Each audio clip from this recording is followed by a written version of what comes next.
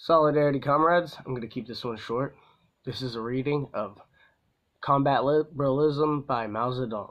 Combat Liberalism. Mao Zedong, September 7th, 1937. We stand for active ideological struggle because it's the weapon for ensuring unity within the party and the revolutionary organizations in the interest of our fight. Every communist and every revolutionary should take up this weapon. But liberalism rejects ideological struggle and stands for unprincipled peace, thus giving rise to direct Philistine attitude and bringing about political degeneration in certain units and individuals in the party and revolutionary organization. Liberalism manifests itself in various ways. To let things slide for the sake of peace and friendship when one person has clearly gone wrong, and refrain from principled argument because he is an old acquaintance, a fellow townsman, a schoolmate, a close friend, a loved one, an old colleague, or old subordinate. Or to touch on the matter lightly instead of going into it thoroughly, so as to keep on good terms. The result is that both the organization and the individual are harmed in this type of liberalism. To indulge in irresponsible criticism in private instead of actively putting forward one's suggestion to the organization. To say nothing to people to their faces but to gossip behind their backs, or to say nothing at a meeting but to gossip afterwards. To show no regard at all for the principles of collective life but to follow one's own inclination. This is the second type. To let things drift if they do not affect one personally. To say as little as possible while knowing perfectly well what is wrong. To be worldly and wise and play safe and seek only to avoid blame. This is the third type. Not to obey, but to give pride of place to one's own opinions. To demand special consideration from the organization, but to reject its discipline. This is the fourth type. To indulge in personal attacks, pick quarrels, vent personal spite, or seek revenge instead of entering into an argument and struggling against incorrect views for the sake of unity or progress or getting the work done properly. This is the fifth type. To hear incorrect views without rebutting them and even hear counter-revolutionary remarks without reporting them, but instead to take them calmly as if nothing had happened. This is the sixth type. To be among the masses and fail to conduct propaganda and agitation, or to speak at meetings or conduct investigations and inquiries among them, and instead to be indifferent to them and to show no concern for their well-being, and forgetting that one is a communist and behaving as if one were an ordinary non-communist. This is the seventh type of liberalism.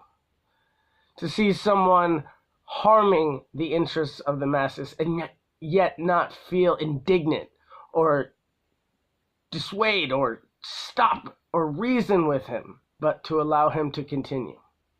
This is the eighth type of liberalism. To work half-heartedly without definite plan or direction. To work perfunctorily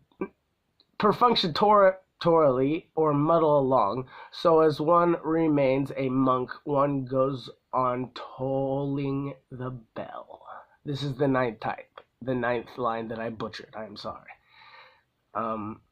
To regard oneself as having rendered great service to the revolution, to pride oneself on being a veteran, to disdain minor assignments while being quite unequal to the major tasks, to be a slipshod in work and slack in study. This is the 10th type.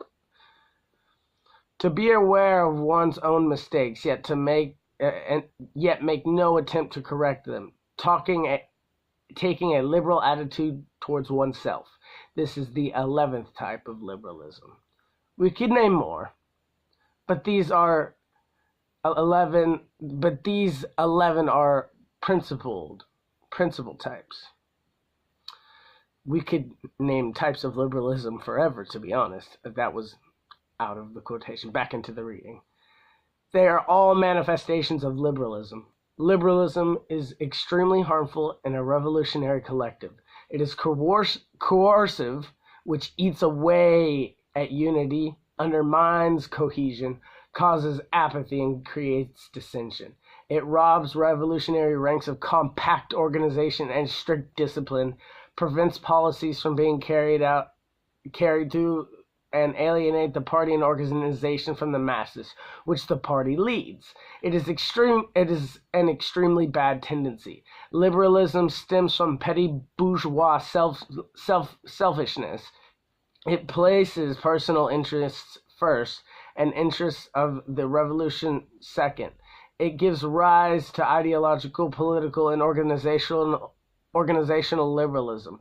People who are liberals look upon principles of Marxism as abstract dogma. They approve of Marxism, but they are not prepared to practice it or to practice it in full.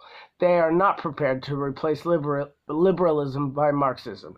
These people have their Marxism, but they have their liberalism as well. They talk Marxism, but they practice liberalism. They apply Marxism to others, but liberalism to themselves. They keep both sides of goods in stock and find a use for each. This is how minds of certain people work.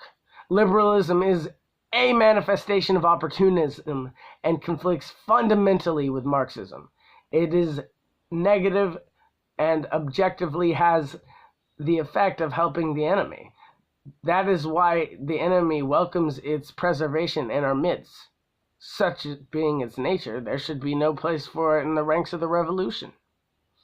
We must use Marxism, which is positive in spirit, to overcome liberalism, which is negative. A communist should have largeness of mind, and he or she, I added the she, them, they, should be staunch and active, looking upon the interests of the revolution as their very life and subordinating their personal interests to those of the revolution. Always and everywhere, they should adhere to the principle and wage a tireless struggle against all incorrect ideas and actions, as to consolidate the collective life of the party and strengthen the ties between the party and the masses. They should be more concerned about the party and the masses than about any private person, and more concerned about others than themselves. Only thus can they be considered a communist. All loyal, honest, active, and upright communists must unite to oppose the liberal tendency shown by certain people amongst us, and set them on the right path. This is one of the tasks on our ideological front. That was a transcription by the Maoist Documentation Project, HTML revised in 2004 by Marxist.org, where I have the English source. You can read Combat Liberalism on Marxist.org. /reference/archive/mouse/selected works /volume 2, and you should find it there. Combat Liberalism. You can see that it is one of the main, well, I'm not going to go into an ideological talk about it. I'm not mentally prepared for that, but I think it's good to archive it. And thank you for watching Mao Zedong's reading Combat Liberalism by Mao Zedong, published in 1937. Solidarity, comrades.